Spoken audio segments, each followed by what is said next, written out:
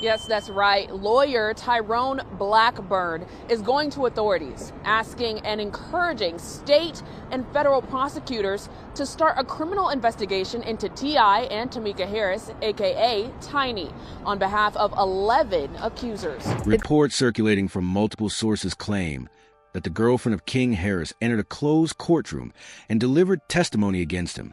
That alone is serious. But what reportedly followed has turned the situation into something far bigger for the family.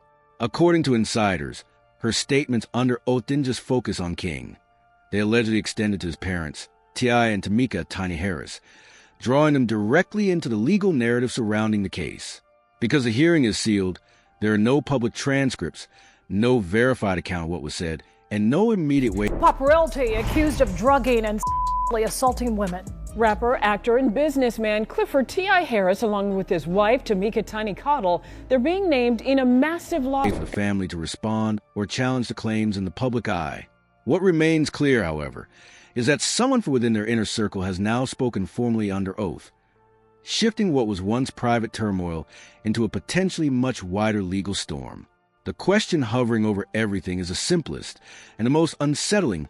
What exactly did she say? That question hits T.I. the hardest, because it flips a warning he spent years repeating. He didn't whisper it. He said it openly, again and again, that his son was heading straight toward prison. It wasn't speculation. It came from experience. Having served federal time himself, he spoke like someone who recognized every step of that road. His message was clear. If King Harris didn't change course, there would come a point where even he couldn't intervene. Now, that prediction seems to be turning back on him. The narrative is no longer about a father watching his son fall alone. It's about the possibility of being pulled into the same descent.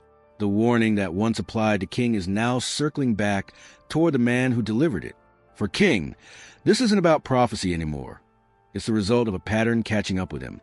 In October 2024, he was taken into custody in Dunwoody, Georgia, after nearly collided with a police vehicle while driving his BMW.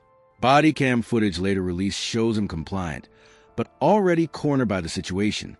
Officers spotted a firearm on his hip and a back. T.I.'s son, King Harris, has been arrested after not appearing in court and some other things connected to his actions. Background check revealed an active warrant out of Pickens County for failing to appear in court, linked to earlier charges from 2022, including speeding and driving with a suspended license.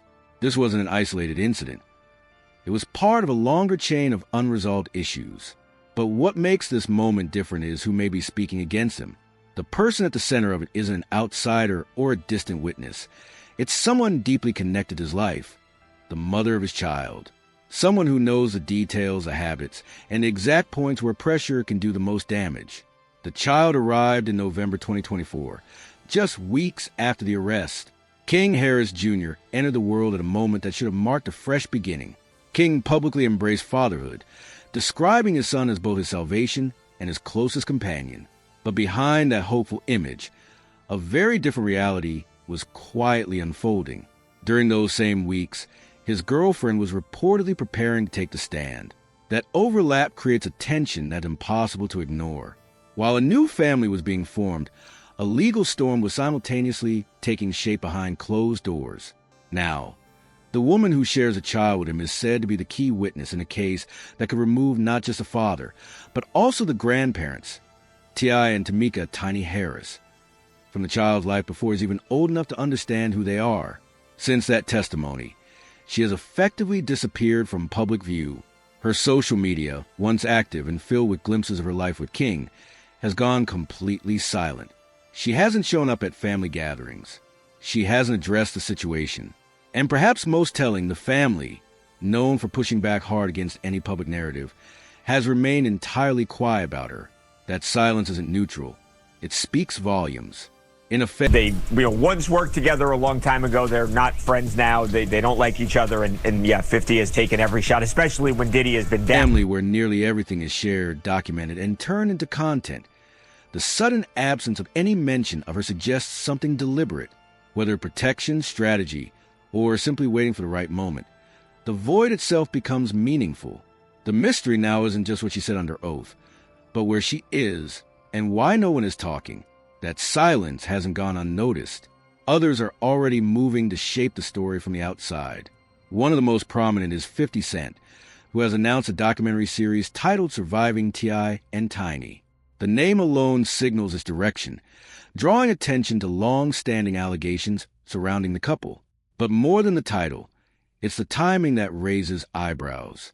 50 Cent has already proven his ability to turn controversy into compelling content, particularly with projects tied to figures like Sean Diddy Combs. He has hinted at having access to insider information, even from sealed proceedings. If the girlfriend's testimony is as significant as some claim, there's a real possibility he already knows key details and could bring them to light publicly long before any courtroom does. The second name entering the picture is Sabrina Peterson, and her reappearance at this exact moment feels unusually timed. Her defamation case against T.I. and Tamika Tiny Harris was mostly thrown out in March 2024, with the court ordering her to cover close to $97,000 in legal fees. By all outward measures, that legal battle had reached its conclusion. But following Tiny's public remarks about the Sean Diddy Combs verdict, Peterson suddenly stepped back into the spotlight. This time, her claims have expanded, and for the first time, they include King Harris. She says she holds evidence set to be released on July 19th. She insists federal authorities are already in possession of the material. She even alleges the existence of a broader operation tied directly to the Harris family. These accusations stand on her with the series, with the film.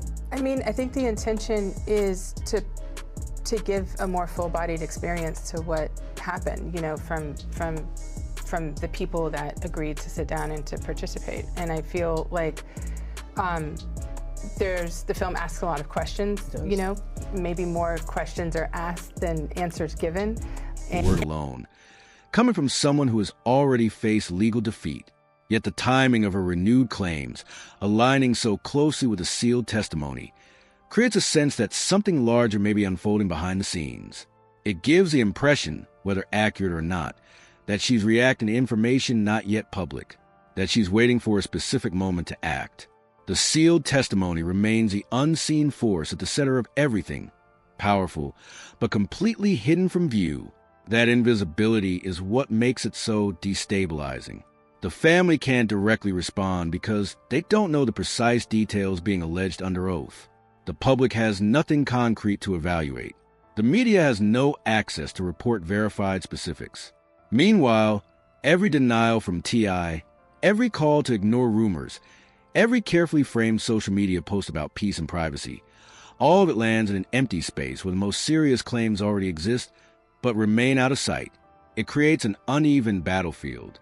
The family is responding without full visibility, while critics and opportunists appear to be moving with more confidence. King's past legal issues now take on new meaning in this context. The outstanding warrant from Pickens County, stemming from missed court appearances, once suggested a pattern of avoidance, a belief that consequences could be delayed or sidestepped. But this situation is fundamentally different. There's no outrunning this kind of pressure, because this time, the central witness isn't law enforcement or a distant authority figure. It's someone who shared his daily life, his home,